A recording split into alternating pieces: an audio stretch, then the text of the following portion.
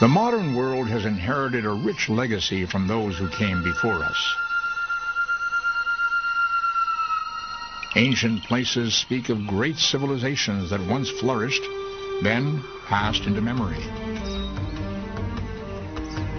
Though we have learned to decipher artifacts and ruins like this, mystery often dwells here. Why, with razor-sharp precision, do so many monuments of antiquity seem to point towards certain stars in the sky? Why do so many ancient texts contain references to strange flying objects, centuries before the invention of the airplane? In all of the classical ancient cultures that we know of, there have been descriptions of unusual aerial phenomena. And in many cases, these can be interpreted as some kind of craft piloted by intelligent beings. What are UFOs? Do they exist? If so, could they originate from elsewhere in the universe? I think it's obvious that there are many other intelligent life forms in the universe, and I don't dismiss for a moment the possibility that they have visited Earth, perhaps in the past, perhaps even now. With the recent discovery that life might have once existed on Mars, it is surely one of the most enduring of mysteries. Are we alone, or have we been visited by travelers from other worlds? Join us as we attempt to unravel the riddle of ancient UFOs.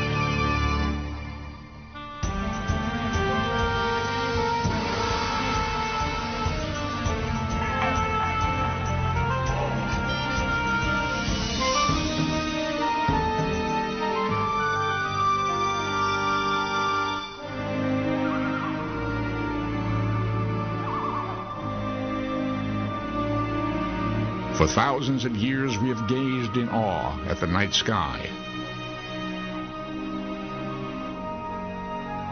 In watching their slow yet relentless movement across the heavens, people discovered that the changing pattern of stars precisely matched the ebb and flow of seasons. This allowed for the development of the calendar and the rise of agriculture. But some objects in the sky followed neither pattern nor orderly path, seeming to defy the natural laws that bind all things. These unidentified flying objects, or UFOs, challenged human understanding, provoking a quest that continues to this day. You'd have to say that UFO evidence goes back as far as man has left any records at all, because even in ancient cave art 20,000 years ago or so in France and Spain, there are objects, drawings that look like modern flying saucers. So you'd have to go back that far if you wanted to start some point in time when the first UFO report was recorded. Forever frozen, in silence and in stone, these provocative drawings raise questions to which we may never find an answer. Do the shapes represent gods or ancestral spirits? Or are they ancient depictions of spacecraft, as many believe them to be? Texts from the world's earliest civilizations, including Sumeria some 5,000 years ago, mention strange aerial phenomena and the beings who controlled them. There are ancient records in which people describe different kinds of flying objects which they have seen. In some cases, the people were describing what they understood to be flying vehicles piloted by various categories of living beings. There are written accounts which describe this in great detail.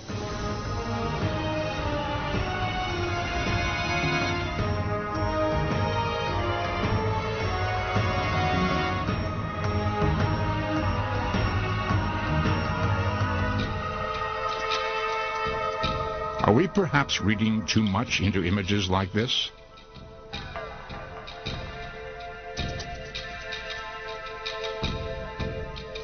A lot relates to how you interpret the signs that we see. Is a sketch on the wall an alien in a space helmet? Is it a diving helmet? Or is it just a decorative piece of work from a science fiction writer of several thousand years ago? So the further back you go, the harder it is to interpret. Despite increasing public support for the notion that UFOs may have been visiting the Earth since the dawn of history, the scientific community is overwhelmingly skeptical about the subject.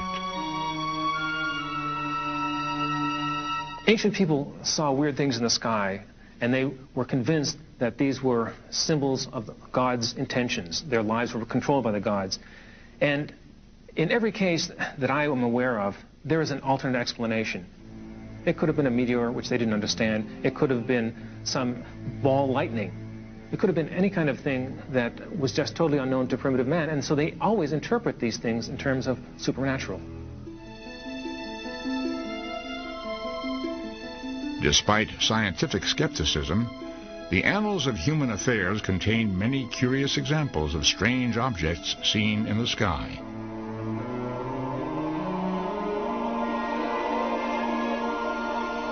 One of the earliest written records of an encounter with a UFO comes from Egypt, more than 3,500 years ago. There's a story about Thutmose III, Egyptian pharaoh, who saw circles of fire in the sky and started off with one, and then the report says that there were, a few days later, there were many of them in the sky. And he was so impressed that this was recorded on a papyrus and considered very momentous. In the year 22 of the third month of the winter, a circle of fire appeared in the sky.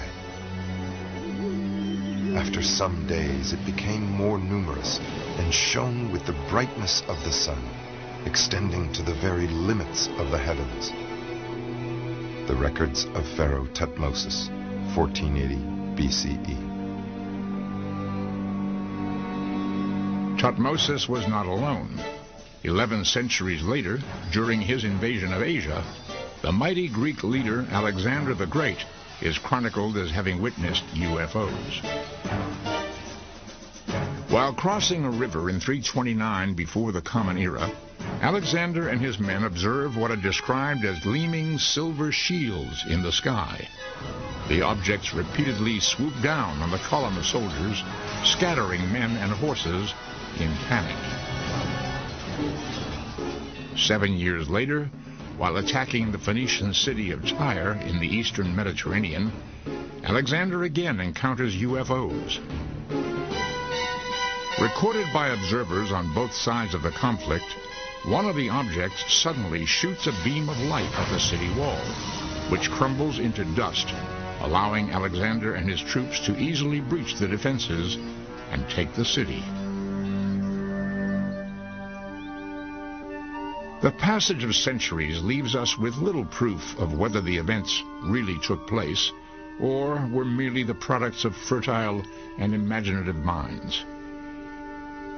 Remember, the working hypothesis for historians for hundreds of years has always been that mankind is alone, that there are no intruders from outer space, that there were no advanced civilizations, that our civilization, and each generation thinks this, is at the peak. We're it. Well, unless you throw out those assumptions, there's no way you're going to get at the truth of these old accounts. Many of the accounts are mystifying indeed, often from reputable and reliable sources. Medieval Europe was the scene of a mysterious incident in 1463, when a strange slab-like object appeared in the sky. Surrounded by flames and a bright light, it glided eerily above the landscape. This drawing was made by Hermann Schaden, a witness to the event. A century later, another witness recorded this unearthly occurrence above the skies of Nuremberg, Germany.